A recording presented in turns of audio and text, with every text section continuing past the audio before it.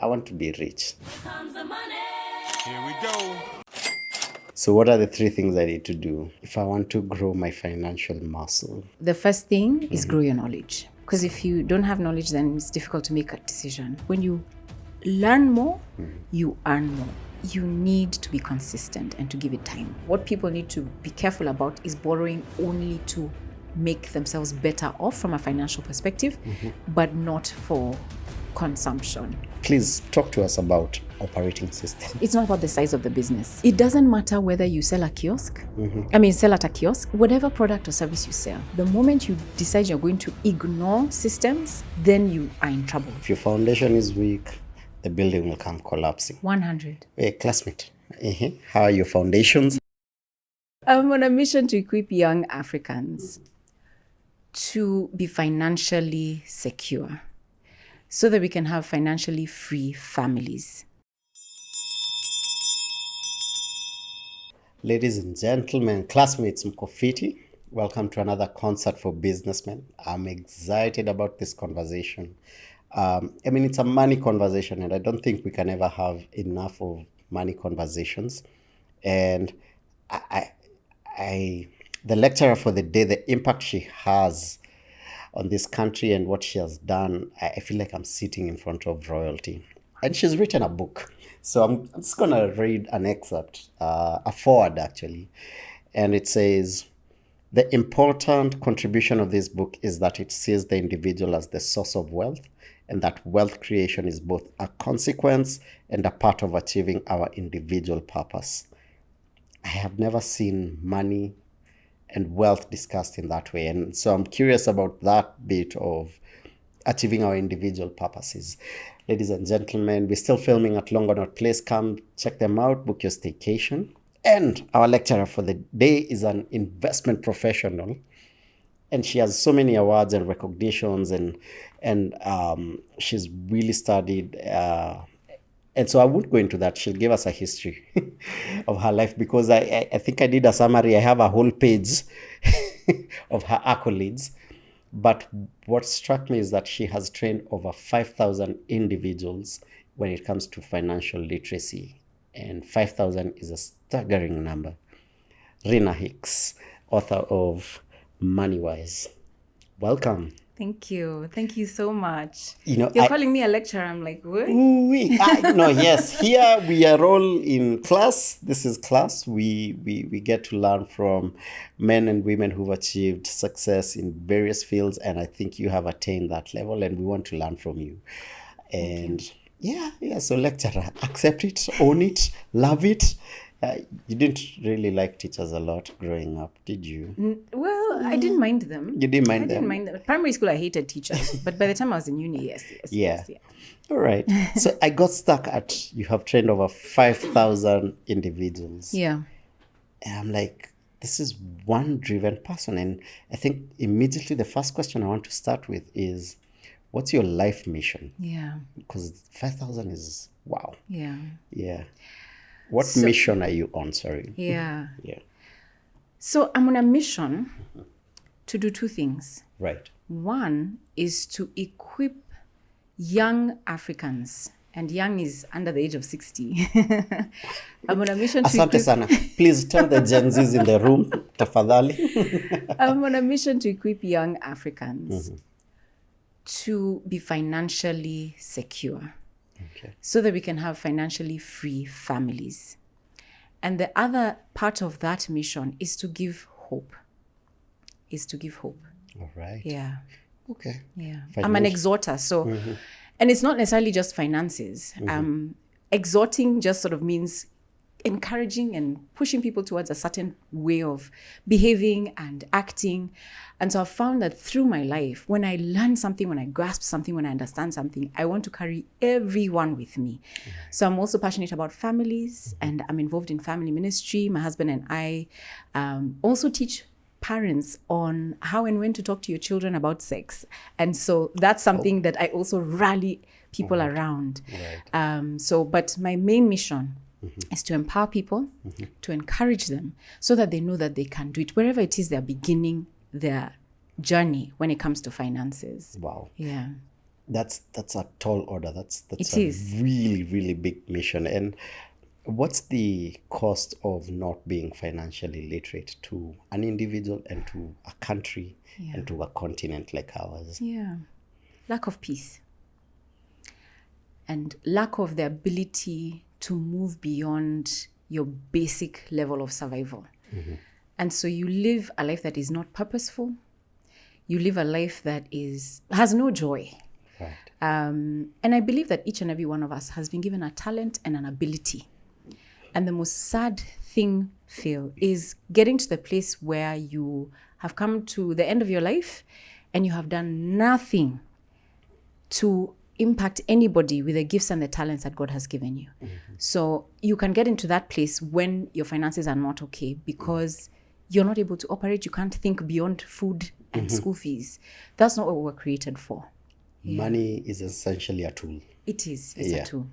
Right. It earns you the freedom. We're going to get a lot into that discussion, but we just want to get to know who Rina Hicks is. First of all, Rina Hicks, we're like, hey, huyu kwa nini mzungu anakuja set? That name. Take us to your earliest years, and we just want to figure out what put you on the path that you're on. Yeah. Was money a conversation that you were having at the dinner table with your parents, or like everyone else, we just stumbled into money? Yeah. What was your childhood like? Yeah, so my childhood was very interesting. I was born when my mom, I think, was 20. Okay. She was pregnant with me at 19. Wow. So actually, I think I was born before her 20th birthday. That's correct. I was born before her 20th birthday. Right. And so you can imagine my parents were fairly young. By the age of 23, she had 3 children. And so I feel like I grew up with my parents. I know it sounds a bit strange, but yeah, I feel like I grew up with my parents. So our childhood was interesting. We just did things together. Whatever the budget was, I don't ever remember feeling poor. I mean, they were always in financial challenges, but I don't ever remember feeling poor. Some of the things that I took from my parents was things, and it's not that they taught, it's just by being. I remember thinking, if I need something, all I need to do is work and I'll get it. So I just need to get a job, a deal, sell something. If I want to be able to afford to fly somewhere, I just need to work harder, be able to sell more, and I'll be able to get the money that I need. So I never felt like money was beyond reach. Right. We were not rich. We were not. But I never felt that way. However, about managing money, budgeting was never in the picture. Okay. So the first time I remember clearly, I was 19 years old. I was in Australia. It's orientation. I'm looking at tents all around, and there's all these different banks that I've never seen in my life because, of course, I'm Kenyan. Right. And I've gone to university, and I need to decide who am I opening a bank with. And so it was like picky, ponky, go to these guys. Turns out they're the most expensive, poshest bank. And I decided to open an account with them. I didn't know there's different bank accounts. And so I opened a current account. They were charging me to keep money in my account, but I only realized months later when I eventually decided to read my statement that my money keeps being deducted every month. So I learned as I lived, like most of us. Yeah. And I made major mistakes. I've shared this story many times. And one of the things that I made a mistake on is, as I told you, my parents were young. Right. I think my mom or dad was 38 when I was going to university. That was my mom, yeah? So I'm ready to go to uni. That's my age right now. Right? So you can imagine paying international level school fees and upkeep for your child. Right. It's not a joke. And you have 3 others, and you have 2 others, and they're twins, 2 years behind. So it was tough. Yeah. And so we got into a deal where my parents said, okay, you want to study abroad, no problem, but you have to find money for your upkeep. We'll pay tuition. The rest, imagine, just figure it out. Everyone else is doing that. Usually, that's how it was in our time growing up, where people would try, work hard, go to the US. It was usually the US people would go to work as they study. And so I did that. And I said, no problem. They gave me money for 6 months. The only problem is I got sidetracked by all these yummy, shiny looking things. By the time it was 4 months, I didn't have a job. and I had finished my money. I had $3 Australian dollars in my account. And so the long and short of it is I ended up eating from the bin one night when I had not eaten for so long. And it was this one night, hadn't had food the day before, breakfast, hadn't had lunch. It was now dinner. I tried to sleep. I couldn't. I went to the kitchen, opened the cupboard on my shelf because I was sharing the apartment with other students, hoping that someone has left me something I can eat. And it's just this tin of coffee. And so I pour myself a coffee and I'm like, okay, this life, what is this story? Where do I start? What do I do? And I remember my eyes just rolled to the bin. I saw this over-toasted slice of bread, scraped it off, ate it. And then I went and I sat down and I wrote my mom this email. And I said, I'm so, so sorry, but I have messed up. I've spent all the money. I have nothing left. I have $3 in my account. Could you just one more time? Just, I don't know what you'll do. But my mom freaked out, sold a business. She had I say my mom, but it's my mom and dad. They had a studio and they had, it was a studio where they take pictures, sell albums, those kinds of things. Right. You can tell how old school I am. In South B. Yeah. So she ended up selling it and sent me all that. Yani, they did not use any of that money, sent the money to rescue me. Yani, it was heart-wrenching. And I said, I will never be in this situation again in my life. How can I do this to my siblings were in an expensive school. They're about to transition out to university, and this is what I'm doing. You know, I felt so irresponsible. And so it's the mismanagement of money, Phil, that has gotten me to this journey. Wow. Because I'm like, I can't do this. And I guess as I've learned the lessons on the way and on the journey, because I am an exhorter, as I said, I'm carrying others along with me. Twendeni pamoja. Whether you like it or not, this is the way. So your first university experience was in Australia? Yes. All right. Where did you study high school? State House Girls High School. State House Girls. And then I went to IB. I did IB in St. Mary's. Okay. That was for 2 years and then left All right. to Australia. Yeah. To Australia. What were you studying in Australia? So I did a double major in Australia. It was a business degree. Okay. Majored in finance and marketing. Right. Yeah. I know you. After that, you still went back to university? Yes, I did. Oh my goodness. I did. Napenda masomo. Napenda masomo sana. That's good. So I went back to do what they call a chartered financial analyst course. I didn't finish it and decided, instead of stressing my life, because it's quite a tough program, I did level 1, then I sat for level 2, then decided, you know what, let me do my MBA. Right. And so I wanted to leave the country and go to an Ivy League school. So I started my applications. My mom just came to my room one day. She shut the door and she asked me, just let me understand this story. You want to go to America? Okay. How long will you be gone for? I was like, 2 years. How old are you now? I think I was 28. So she's like, okay.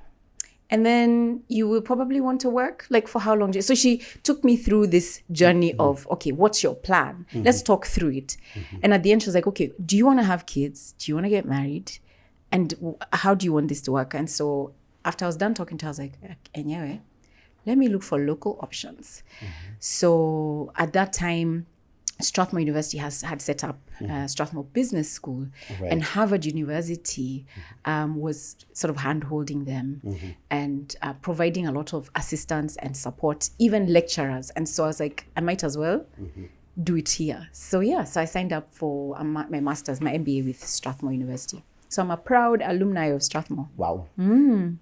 Throughout your years in university, were you working? What was your first job? My very first job Yeah. was a job where I cleaned a house. Okay. So I'd leave my campus. Right. I'd go to this lady's house. And so what happens there, you sign up with agencies. So there's different kind of agencies depending on your skill. So you also now, you know, when you go somewhere new, you look for somebody who is safe, ask them, I need a job, what do I do? So this person who told me about it worked with this agency. So automatically I signed up with them. So so I never met her. Can you believe that? So she'd leave me the keys under the mat. I open the door, I go to the kitchen, there's a note for me. Today I want the bathroom, room number this, and this other area cleaned. I want you to vacuum this. I want you to clean that, this other toilet. And then she leaves the money on the table. I never, ever met her. For how long? I'm not sure. I probably did that for 8 months. You're okay. Anyway. Yeah. Right. So then after that, my second job was a telemarketing job. I don't even know whether you know what that is. Let me just tell you. I have an idea, You but get go. a Yellow Pages book. Like, it is insane. Yes. It's cold calling. People you Yeah. don't know, have never met, they're not your clients. You work for this company. I used to sell roller shutters and roofs. And we're calling guys to tell them, would you like to replace your roof? I have been called all sorts of names, swear words, hanging up on me. What time is this you're calling me? Pop. Because you want to call people when they're home. Yes. And so the job would start at 6:30 in the evening, all the way to 10 o'clock at night. So people are having dinner with their families. And then They've had a long day at work. And then I was like, what the heck? Why are you calling me, Dad? And then now the pressure. So you're sitting in a room like this, and you've got people making all these calls facing the wall.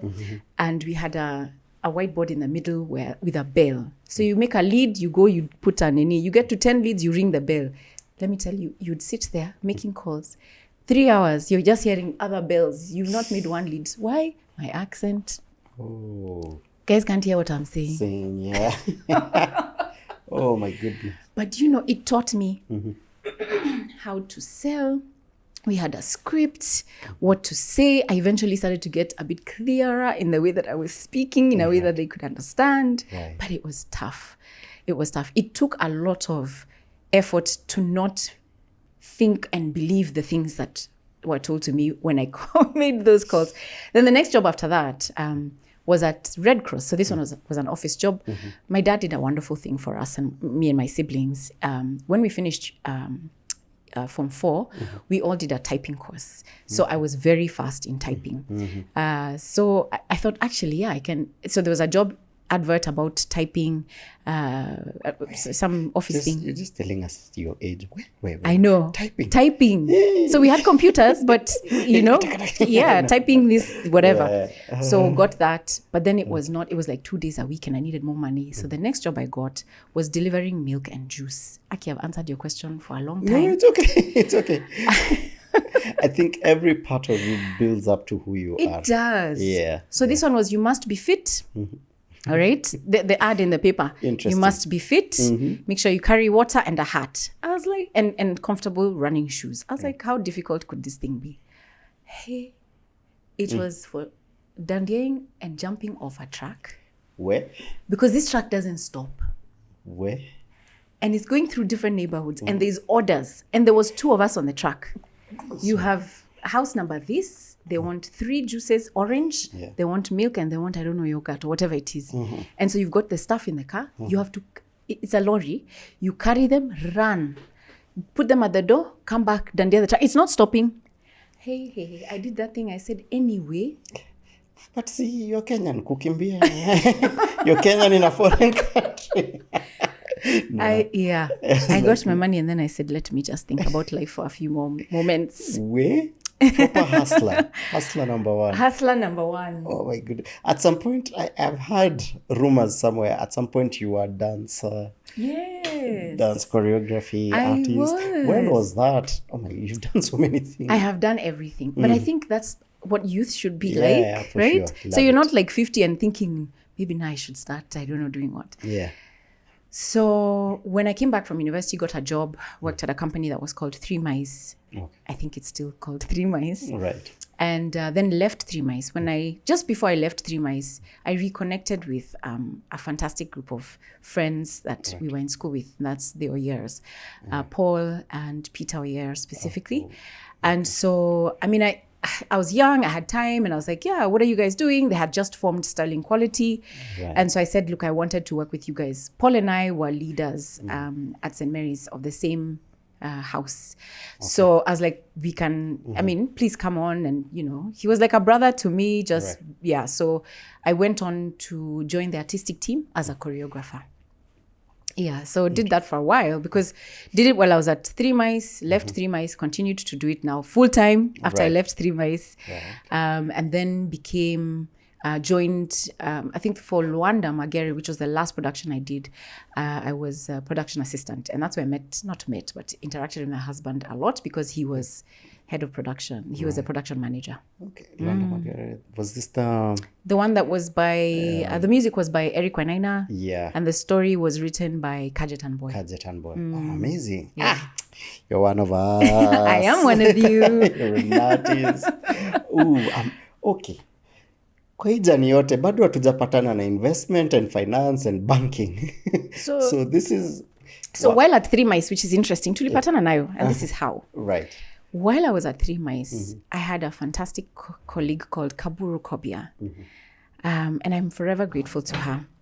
Because Kaburu, she was just these, you know how you can meet someone who just looks like they know. Yeah. They know. They have got it all figured out. Right. She just seemed to be so exposed. And so she gave me a book to read. And it was a book by a lady called Susie Orman. And it was about personal finances. Okay.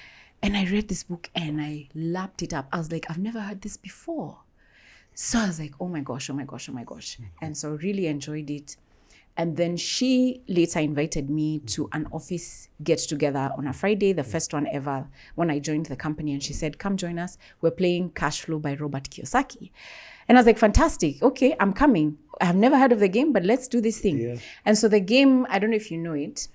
Have you played it? I haven't. I've read about it. Okay. Weirdly, but I haven't played it. Yeah, no, it's a fantastic game. So it just shows, the idea of the game is to get out of the rat race. And the rat race is where you are literally living from paycheck to paycheck. So you're paid at the end of the month, you spend all your money, you're waiting for the next paycheck like it is everything. Right. And then you spend it, and so you end up with nothing at the end of the day. Right. And the idea of the game is to get out of the rat race by owning assets that produce income. Right. And so you have different people who are different roles. You can have a person who's a cleaner or janitor, a doctor, a teacher, a lawyer, all these different careers. But what's fantastic about the game is that it doesn't matter who you are in terms of career or what you earn. And that's the first time this thing just sank in for me. Because the doctors had so many expenses. The insurance was high. Their children went to posh schools. They drove, I don't know what car. And so when they're doing their repairs, their car expenses are so huge. Yeah. And they get these things called doodads. Like things just sort of life happens and you have to spend money on a tire change and it's so expensive. So the way that the game works is very practical and it simulates real life. And this game was life-changing for me. So I guess then I did some work for Old Mutual while we were at Three Mice. Okay. And that experience was so wonderful. I realized I'm in the wrong career. I don't want to be in e-commerce or IT. I want to be in financial services. That is. Okay. So I quit to think about how I want to plug in and then went into the arts for a while. Right. Yeah. Wow. Okay, so what was your first job now in the financial world? So my father formed FIDA Investment Bank, which is a company. He founded it with one other gentleman in 1994, got a license in 1995. Okay. And so he was operating this business after I came back from school. So when they got stressed, because now I'd even started a business, we were shooting videos on places people can visit. We had a deal with KQ where we were doing their in-flight entertainment. Oh, nice. So, but my parents were like, okay, now you're going where? Okay, now you're jumping from a plane. Okay, now you've gone to... So I was this tourist who was paid to be a tourist. Wow. That's the life. And then dancing in the evening. Right. My parents are like, okay, just come sit. We need to focus. You went to Australia to do... What do you want to do with your life? Right. So at that point is when I said I want to go into financial services. My dad was like, why not? Why do you want to go work for a bank or other? Just come. Just come. Let's figure this thing out together. Let's grow this business together. And so that's what happened. Oh, wow. So you've been at FIDA Investment Bank for how long now? 19 years. Wow. It's actually 20. 20 years, yeah. Oh my God, 2 decades. That's amazing. Right? Yeah. Did you grow through the ranks? Yes. Your dad made I have done my time. I know, let me tell you, one of the things that I love about my process is that I didn't get in and become operations manager or sales director. I came in as from the bottom, and so worked my way up slowly. So I've been in the trenches. I know people at CDSC, people at CMA, people at all these different organizations within the ecosystem, Okay. because we grew up together.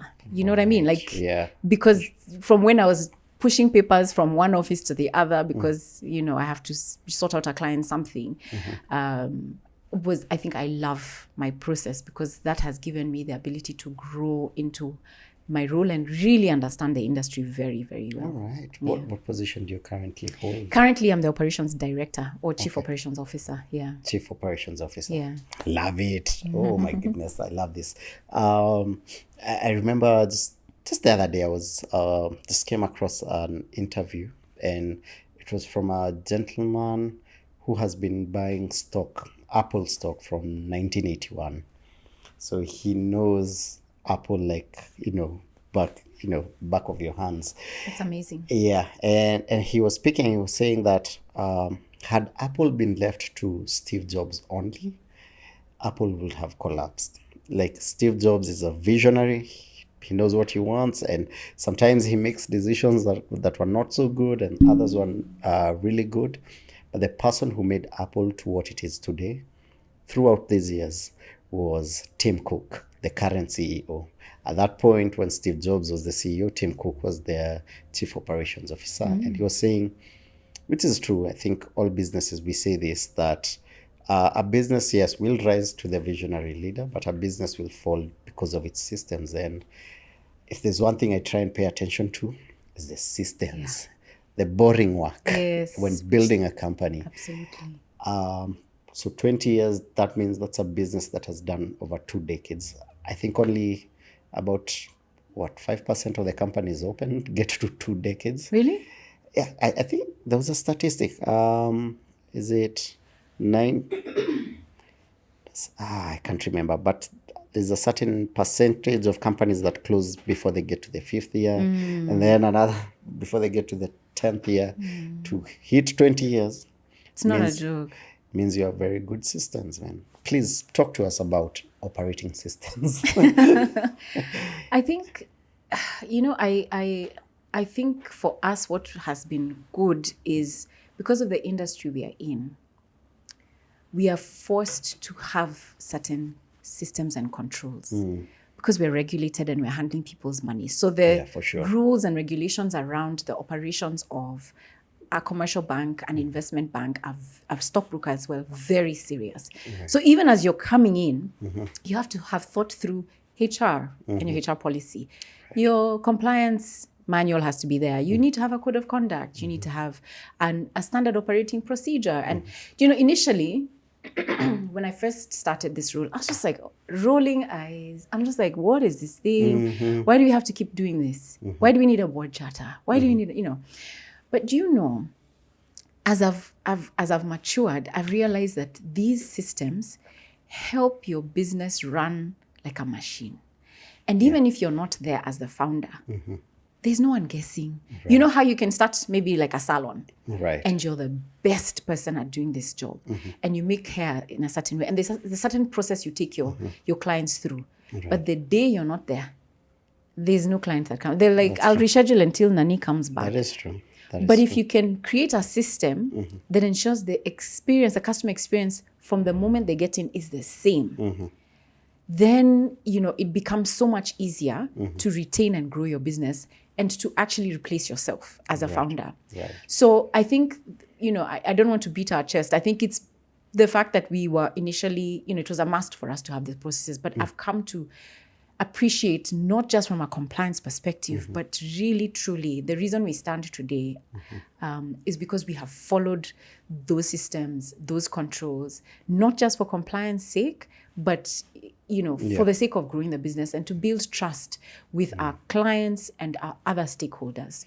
Yeah, so it's important. And by the way, just to sort of add, and as I finish that point, it doesn't matter whether you sell a kiosk, sell at a kiosk, or you have a car business, whatever product or service you sell, the moment you decide you're going to ignore systems, then you are in trouble because things like pilferage start to happen and you won't know until you are dry.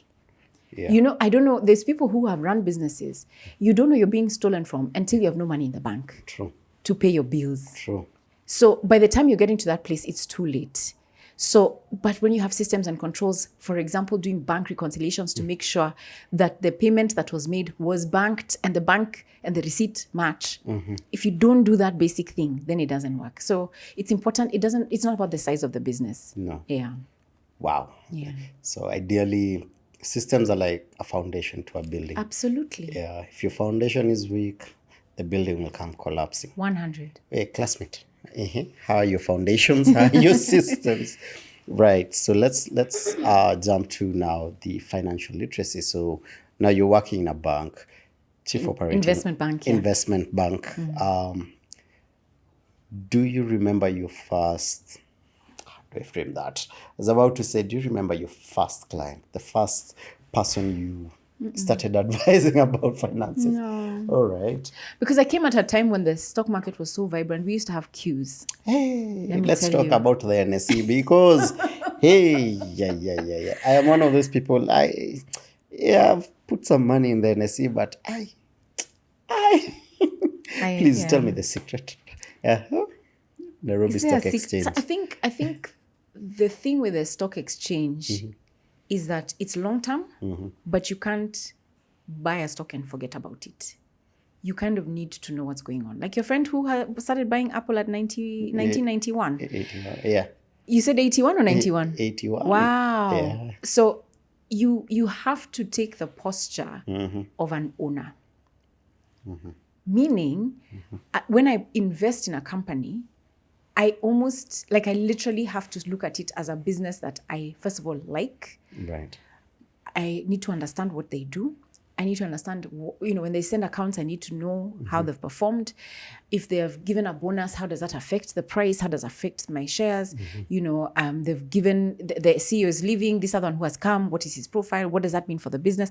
Like, I can't just buy shares and forget about them. Akisi yo kazi ni nyingi. Yes. But I have to do it. The moment you choose to, and that's why we have different investment options. Iyo kazi ni mingi, by the way. Yeah. But we help. All right. Yeah, we help. So if you don't want to do all of that yourself, then talk to the stockbroker who you're using or the investment bank that you're using so that you're constantly in touch with them. Get in touch with them and ask them, okay, so we bought these shares 2 years ago. This is what's happening. What do you think I should do? They'll be like, by the way, this price you're seeing now, it's a gift. Today we're talking about KCB. Okay. Right. KCB, there's a client who bought these shares at 41 and then they went all the way down to 16 shillings. But he was so calm. He's like, are you okay? He's like, by the way, unless fundamentals have changed, I'm fine. Okay. Some of the things that happened is that because of the dollar situation, we had KCB being removed from the MCSI index. And so, which means foreign investors are not looking at it. They're selling it. And so supply was a lot. Demand was little. Yeah. So, of course, there's downward pressure. Right. Price came down to 16. Right. So what would happen in a normal scenario? Someone's like, I've lost half. Yeah. More than half my investment, sell. And so you take the loss of 50%. And yet, you don't have to. So, but if you take time to understand, you're like, okay, KCB, what fundamentally has changed? Have their assets changed? Are they still growing as a bank? Are they making a profit? When you understand what's going on, then you're like, okay, so let's just ride this wave. So now it's at about 38, 39 shillings. Oh, wow. Right? It's recovered. Why? Right. I guess they're fixing some things. They're selling an asset that was not doing really well. They've gotten back on the MCSI index. And so now because of the recovery, our gentleman, even if he decided to sell today, he's not going to get that huge a loss. But if he waits a little bit and the company continues to doing well, he'll be able to sell. So you need to also track what's going on. What are the factors that are affecting the price? Right. But you're not alone. Yeah. We have an industry with CFA charter holders who are doing research and understand how these companies are performing. They've looked at the history, they've done the analysis. And on top of that, they're sitting down with management of these companies and asking them, what's the plan? This is what's happening right now. This is where interest rates are. How is that affecting your business? What's the outlook? Where are you seeing your business going? What are revenues likely to be? And understanding all those details and then providing their view on whether it's a buy or a sell. And if you talk to them, you will get trading ideas. Okay. And we have that at FIDA. We do that. Oh, you do that. Yes. I know, just going through the notes, I'm aware that you're an authorized representative under the Nairobi Securities Exchange Growth Enterprise market segment. Yes. GEMS. Yes. What is that exactly? Okay. So many years ago, the NSE realized that the rules around being able to list your company on the main investment market segment and even the AIMS market. So there were two segments. The first one is the main investment market segment of the stock exchange. And that one is for companies that have a market capitalization of 50 million shillings. You need to have 1,000 shareholders in your company. Yeah. So you need to have 100 million in assets. You need to have, yeah. So, so if Director Phil wanted to be on the stock exchange, he'll look at that, then he'll say, okay, let me come down to the AIMS market segment. The AIMS market segment, and by the way, for the main investment market segment, you need to have 5 years of audited accounts, 3 of which must be profitable. Right. Yeah. So there's not very many companies, if you look at all the companies that are in Kenya, there's not very many that would be able to meet that criteria. And so the next level was the AIMS market segment. Market capitalization, 20 million. How many shareholders? I believe is it 100? No, I believe it's 100. I don't remember right now because we don't have very many companies on the AIMS market. So the point that I want to make is that when they looked at the criteria, they were like, you know what? We have so many SMEs. SMEs run this economy. Absolutely. How can we provide a market segment for SMEs where it's not too onerous for them? And so they created the GEMS market segment. So an authorized representative is a person who can handhold an SME that lists on the stock exchange, sit in their audit committees, be their liaison between the company and the Capital Markets Authority, and just help them in that process. So it hasn't been as successful as they had hoped. I don't even have the answer for why, because this one is so much easier. Yeah. You need to have 1 year of accounts.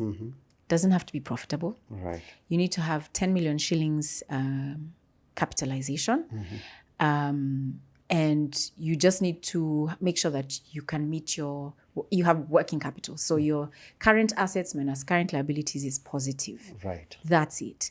So, well, there's other things like you need shareholders, but your shareholders don't have to be so many, right? It's not 1,000. So the idea here is that you need to sell at least 25% of your shares, but you can work towards that. You don't have to have it on day one of listing.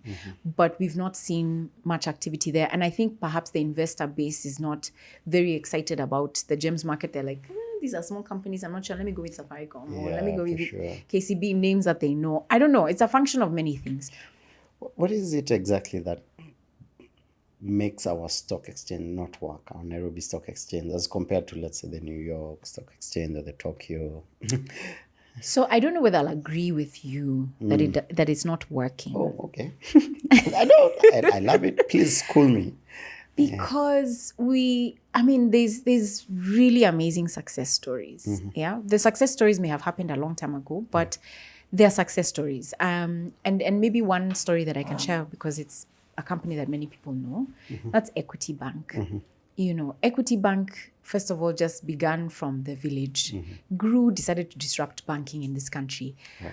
But they've been able to raise such huge capital through the stock exchange. And by virtue of being listed, the opportunity that they've seen in the opportunity that investors have seen is just the ability to sell, the ability to determine the price of the company through just demand and supply.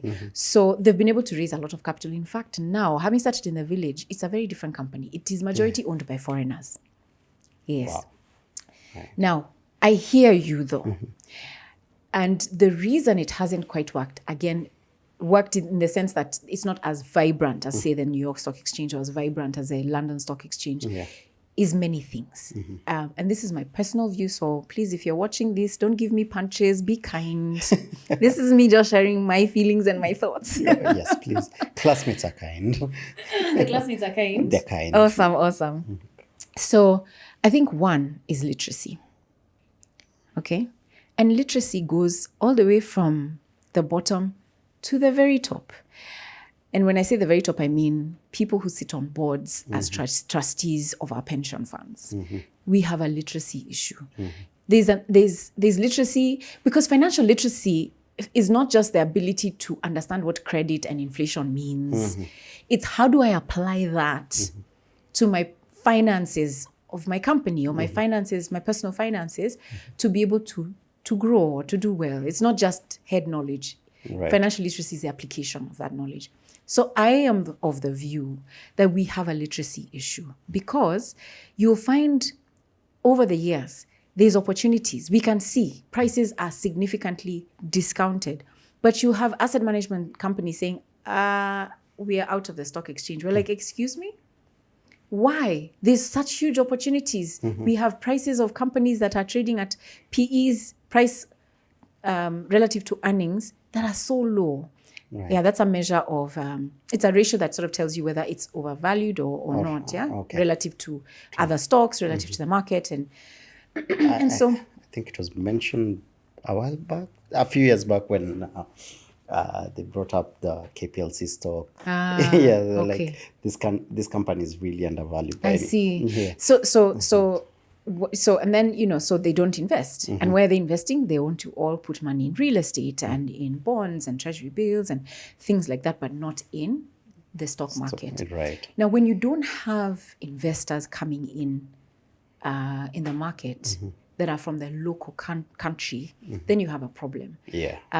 Because there's a liquidity issue, right? If I want to sell my shares and I have 1 million shares, by the time I finish, or 20 million shares, by the time I finish selling my shares, the price has moved like 20% down. True. Yeah.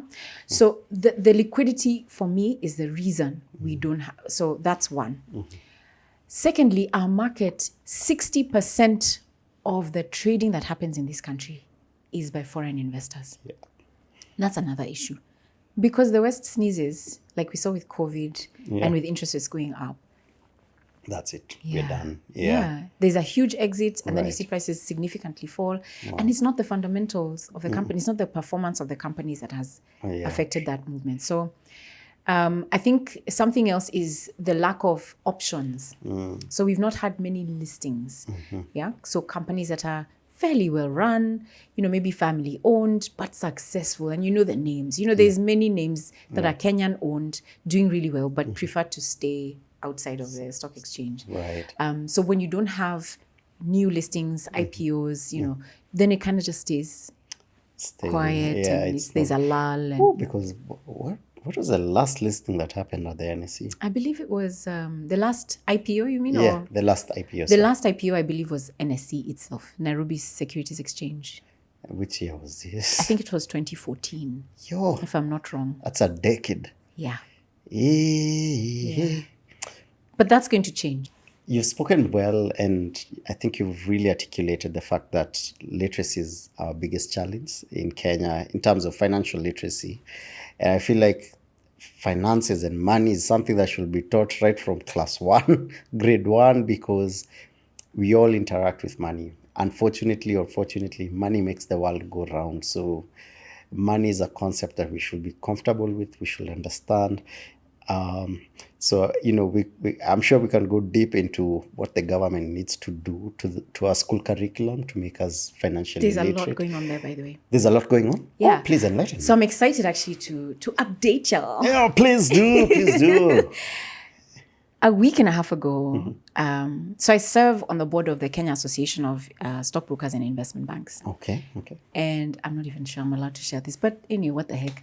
So we were in a meeting with KICD, Kenya Institute of Curriculum Development. It's your character development. And it was so for us, we're like, okay, yeah, there's financial literacy, but there's also the details around the stock exchange, the bond market, T-bills, there's insurance, there's all these different things within the financial services sector that kids need to understand. Absolutely. And so we had a conversation to see how can we plug in, what can we do? And it was such a pleasant surprise to hear that there's so much work that has already gone into it, that they're at the tail end. Oh, wow. Of completing, again, I don't know whether I'm allowed to share this, a curriculum for elementary school. Is that what we call it now? With these changes. Hata mimi siko sure. So yeah, like the that's really right. Nice. That's really nice. So now they're working on high school. Wow. Yeah. Wow. So one of the people that have been involved in the development of financial literacy curriculum said that it was so amazing. They thought they were just going to do curriculum for kids, but they've ended up training teachers. And that's, now when you train teachers, like Change a whole you nation. change a whole community and the nation at large. Absolutely. So I'm excited around what's already being done. So Wow. it's not that people are just sitting somewhere just watching us dwindle. No, I think the government is doing a lot around creating content and a curriculum to train trainers who are the teachers, and in partnership with market players. And so even us as the Association of Stockbrokers and Investment Banks are going to be significantly involved in this process of making sure that literacy levels are improved in this nation. Amazing. Okay. Thank you for that, for that info. I am happy as a country, there's a bright future ahead. I mean, if we start educating our kids, then the next generation will definitely change things up. Now let's go to personal financial literacy. Okay. Yeah, so Philip has shown up at your doorstep.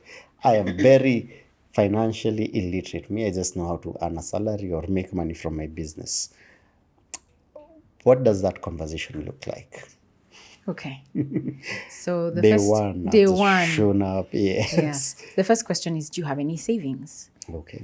And if you say no, Yeah. I'll ask you, what are your goals? Right. Yeah. Okay. So because for us, what we have to do is find out, before you choose any investment opportunity or option for anybody, you need to understand where they are.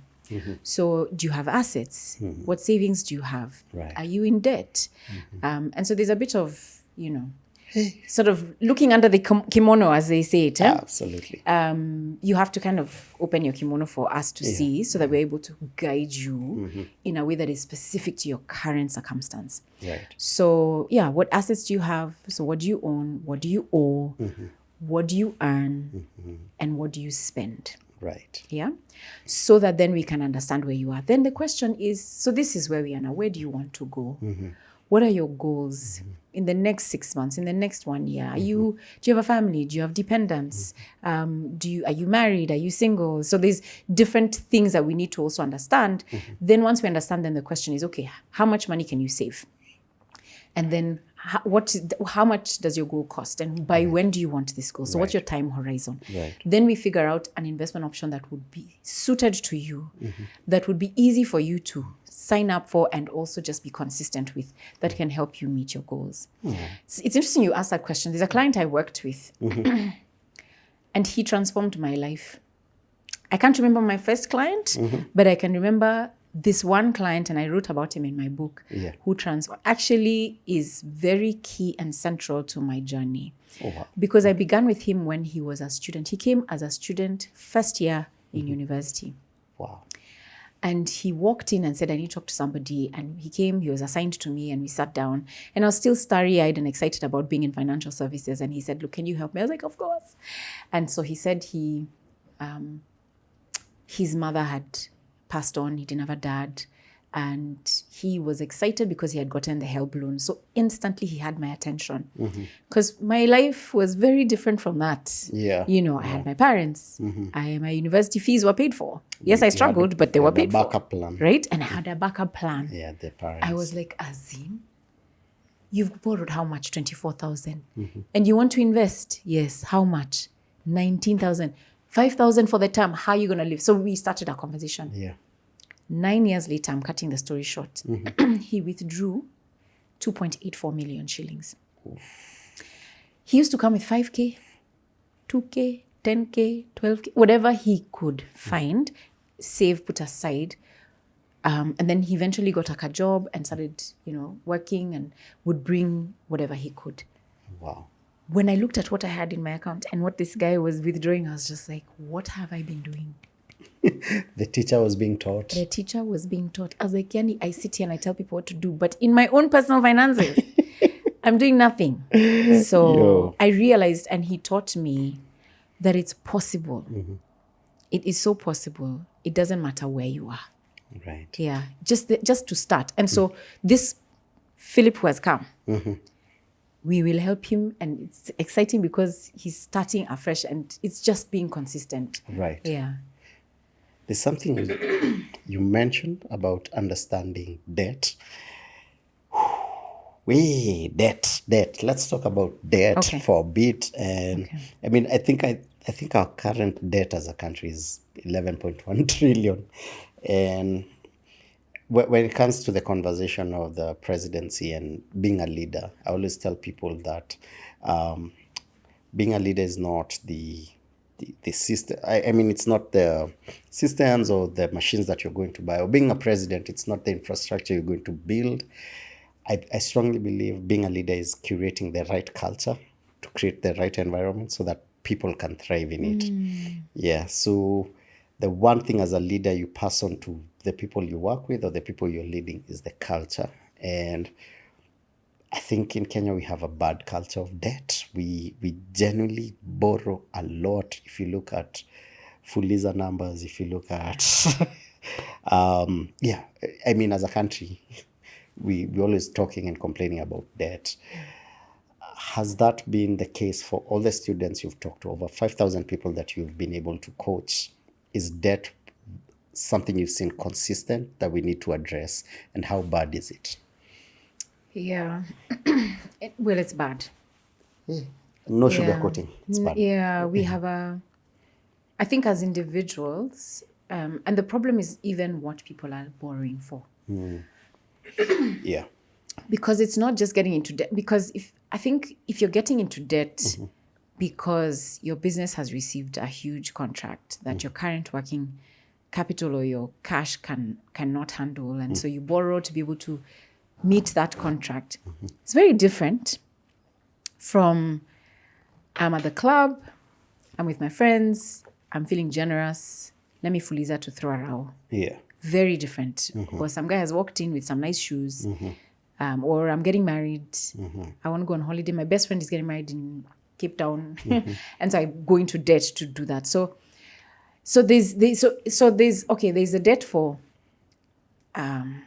business, Right. which I think is also a huge amount, which is it's not necessarily a bad thing, because access to credit has also fueled a lot Yeah. of businesses. You know, when you look at, we were talking about Gikomba the other day, and the fact that there's, what was that statistic? I think 6,000 businesses there. Is the statistic I was given. I don't know how true this is, but I was told there's 6,000. You know those people who have like Yeah. the whole of that area? 6,000. 6,000.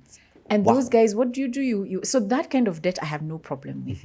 So unfortunately, I don't have the statistics to know consumption versus investing. Right. What's the ratio? I don't know.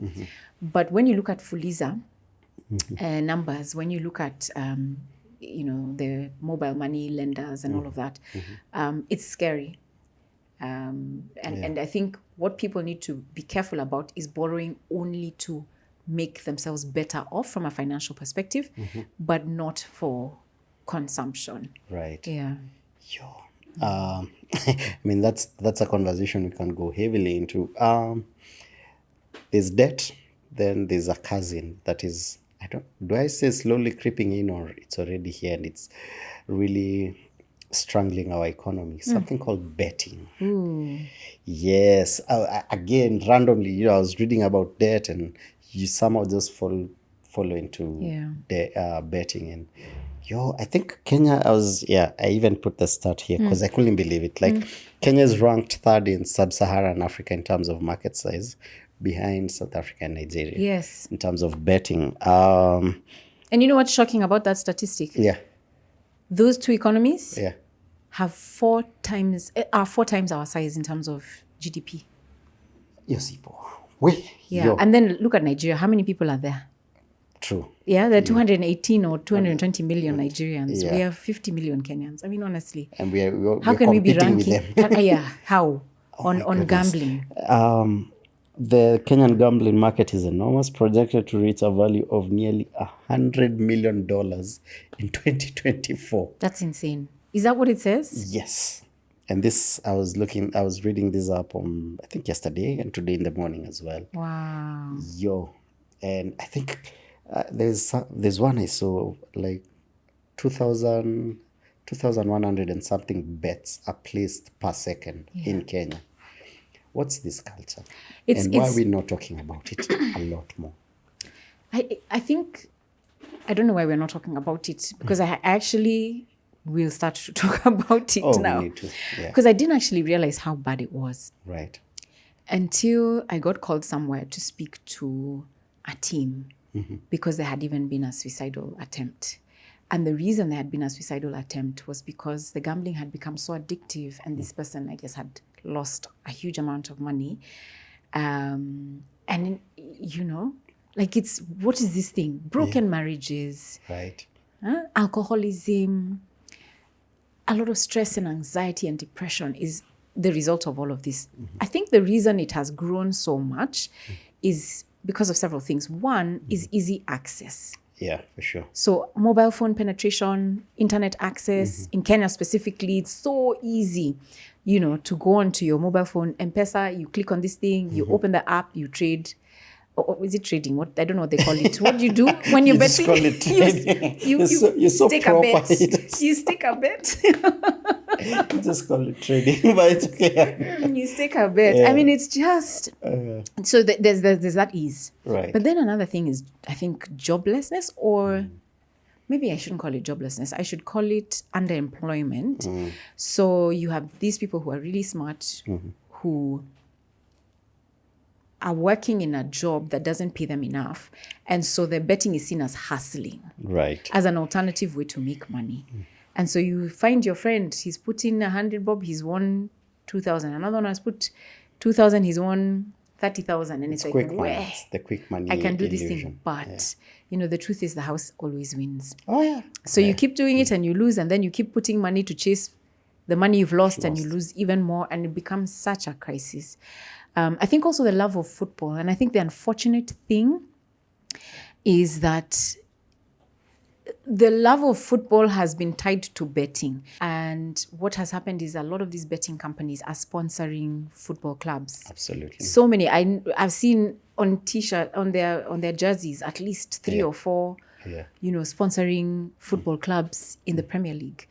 And so, you know, there's just this, it's become a culture. I was watching a BBC show the other day, but it was on Uganda.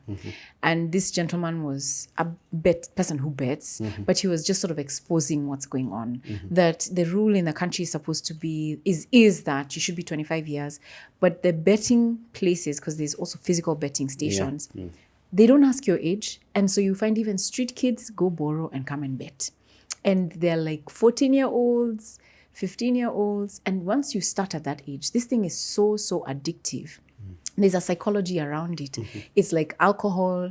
In fact, it's like taking dopamine. Oh, it is, by the way. Yeah. It is. You win. Yeah. You want another high. And so you keep going back and keep going back. And the problem is that it gets, you get deeper and deeper into it. People start to steal, even at the workplace. You'll find, Allah, my phone was here. Who has taken it? The guy has gone to sell so that he can continue betting. And it fuels a whole... Right.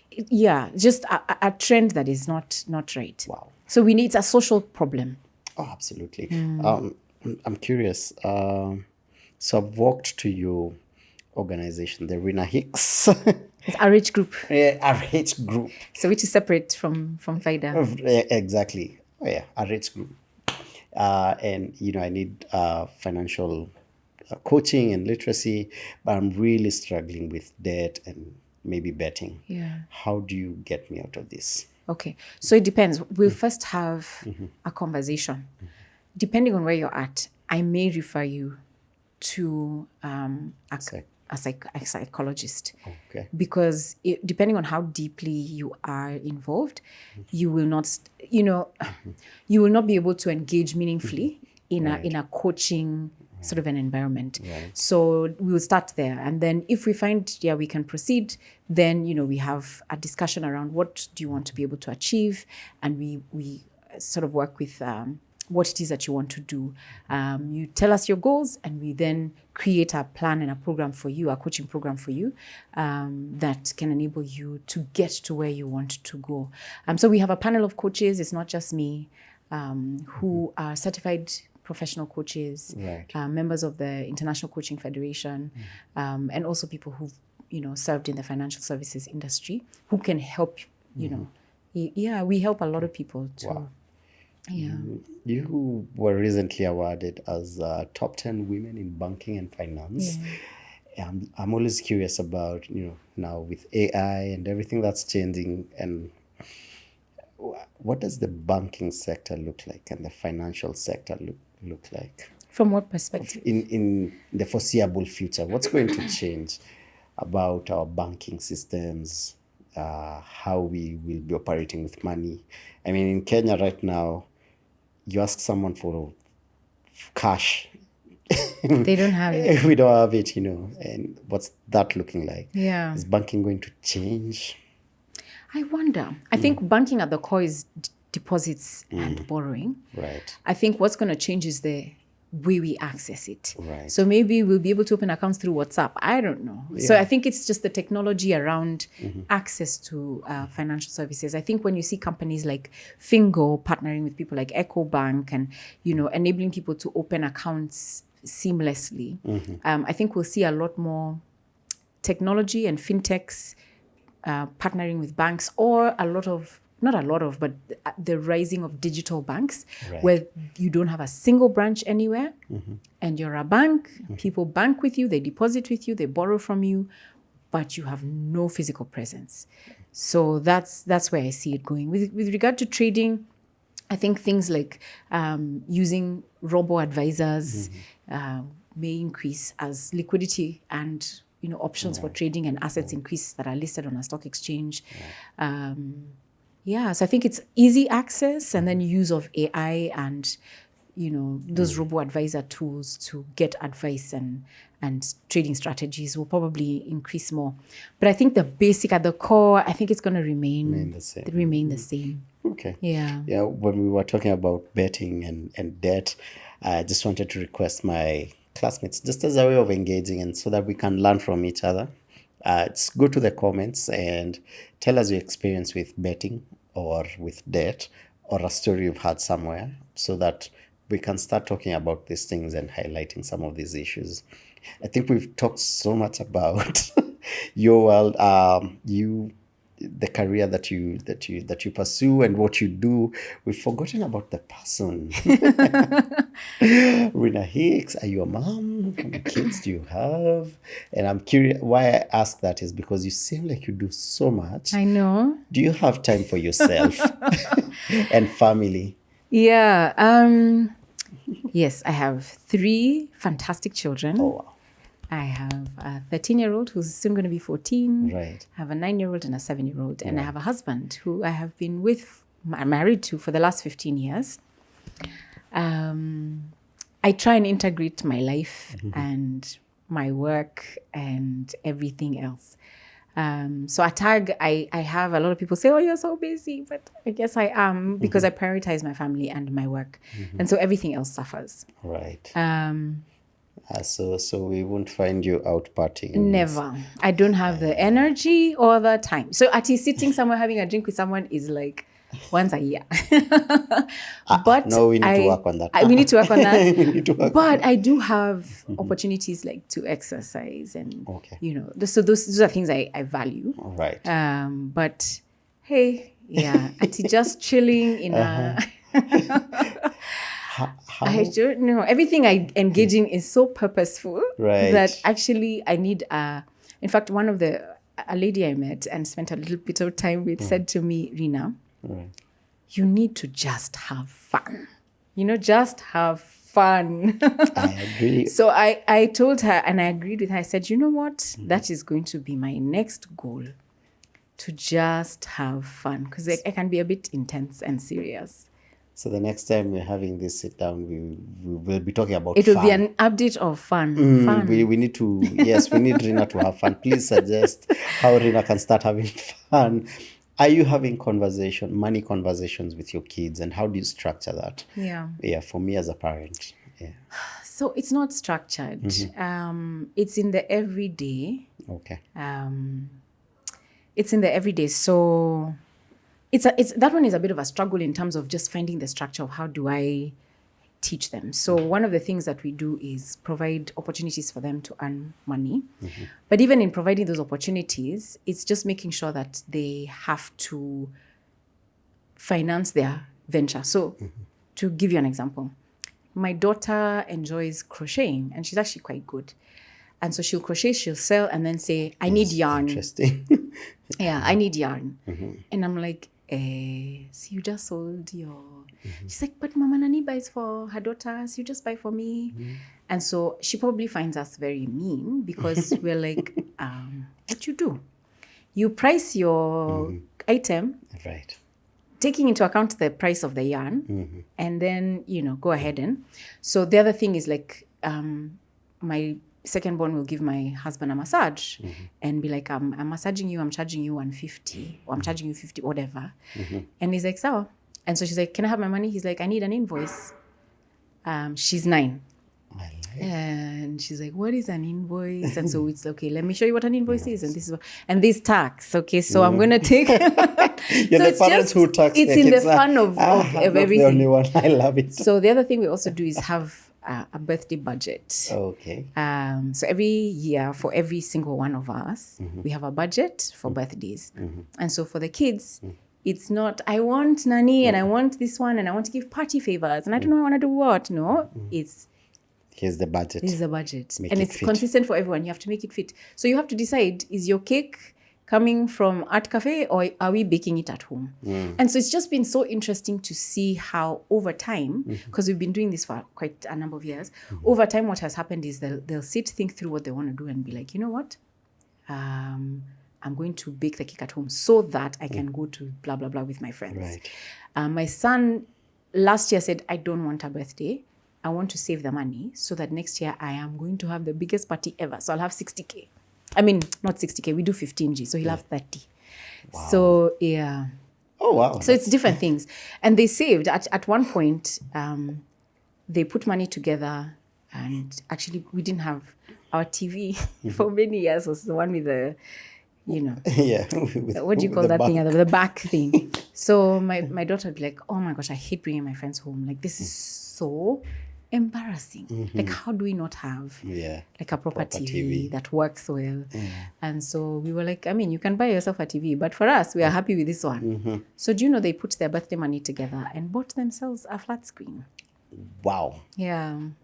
Oh, I love that. I love that. There's a question we always ask here, and we're always curious. What's your stranger than fiction story? Something that happened in your life. Wow. And you are like, hey, hii story akinikiambia watu, no one will believe me, but imagine it's true. Where? I have to think. Yeah. Stranger than fiction story. You found yourself something. So the first thing I'll just share the first thing that has come to my mind. Yeah, It's go probably for it. not the one, but I'll just share the Go first for thing. it. So it relates to my husband actually. So I told you we started working together in Sterling Quality. Yeah. And so during opening night, the night before opening night, I had a dream. We were just co-workers. Like you have your team here who are working together. Yeah. And you can imagine one of them having a dream about the other person. Like that was me. Right. And the dream was we were together as a married couple. I was so stressed. I didn't even have any feelings. I was not like... Oh, wow. It was so left field. Oh, wow. And imagine after that dream, I saw him differently. Like it's so crazy. Yo. Yeah. So that's my stranger than fiction story. Yeah. What are you dreaming about? Wow. Yeah. And then even when we started dating, Right. I did something and I had another dream. And I tell you, God spoke to me and said, that is my son. Treat him as such. Like I did something wrong. And I had a dream. Wow. So I think I don't know who God has called him to be, but I have to look after this man. Wow. Yeah. That's amazing. That is, it has left me speechless. What's your mantra? That line that you keep telling yourself every day, reminding yourself, that keeps you on that path. I don't even know whether I have a nice wrapped up sentence for you. Right. I just wake up every day asking God to have his way. And I'm completely submitted to him. Right. So I ask him about what to do in different circumstances. I know that even though sometimes my journey seems a bit nutty, because of just how I've traveled it, I get the sense that this is what I'm supposed to be doing now.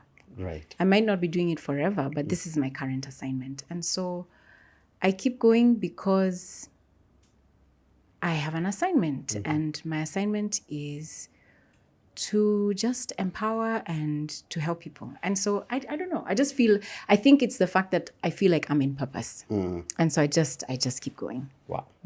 Okay. To wrap it up, 3 words. If I want to grow my financial muscle, 3 words you can use on me. What's your financial muscle? What does that No, mean? I mean financial. I want to be rich. Simple. Let me put it that way. You want to have more money. I want to have more money. You I want to be grow your more assets. liquid. So what are the 3 things I need to do? I think the first thing is grow your knowledge. Okay. Because if you don't have knowledge, then it's difficult to make a decision. The more you earn, the more you learn, the more you earn. All right. I think the second thing is you just have to save or earn more. Save or earn more. Yeah, So because create more revenue sources and Yeah, save more. yeah. Okay. The third thing I'd say is you need to be consistent and to give it time. Consistency. Yeah. Give it time. Yeah. All right. Do you feel like there's a 4th one? Or those 3 enough? I think they are, because if you learn more, and by the way, we have a program called Investable Right. with over 350. How do we reach you? Yeah. How do we sign up to the over program? 350 alumni. And these guys are testament to the fact that when you learn more, you earn more. Yeah. Because either you will prevent yourself from getting into a mess, or you will be able to actually earn more. And then the second thing I told you was Grow save or earn earn more. more. Yeah, because you need an income. Yeah, you need an income. Wealth is equal to income plus time plus consistency or discipline. So the third thing I told you was Consistency consistency. and time. Yeah. Yeah. So how do you reach us? I'll give you an email. Okay. sema@moneywise.co.ke. sema@moneywise.co.ke. Yeah. We'll have it in the description box, Yeah. but sema@moneywise.co.ke. Yes, but we're also on social media. Moneywise KE is the hashtag. Right. Mine is Rina_Hicks. Right. LinkedIn, on Twitter. Although I don't like Twitter. It's called X. You see, I'm even calling it Twitter. I don't like it, but we're there. Yeah, Twitter is X is one of those. Right. Instagram, Facebook, YouTube. We have free YouTube videos Right. that people can subscribe to and watch as well. Where can I buy your book? Yeah, so the book can be found on Amazon, on Kindle, at Nuria Books, at Textbook Center, and they can also just write to us, sema@moneywise.co.ke, and we'll have it delivered to you. All right. Yeah. So, I think, ladies and gentlemen, there's so much to unpack. Like, I feel like this conversation should have been like 4 hours, 5 hours, because we've really just touched on a bit of everything. And I think you should come back when we just have a conversation about debt. We come back, we have a conversation about saving. You come back, we have a conversation about the money markets. There's so much. But please reach out to Rina Hicks on their socials and on their website. Please grow your financial literacy. The more you learn, the more you earn. This has been amazing. Thank you so much for your time. Thank you. Genuinely, I have learned so much, and I have so much follow-up questions that I'm going to keep hounding you with. Okay. Please, I'm one of those people. I'm always curious. I always ask questions. Happy to answer them. Awesome. We're still filming at Longonot Place. Come check them out and book your staycation. Waambiwa kupatia discount ya field director. But thank you so much. All right. Till next time.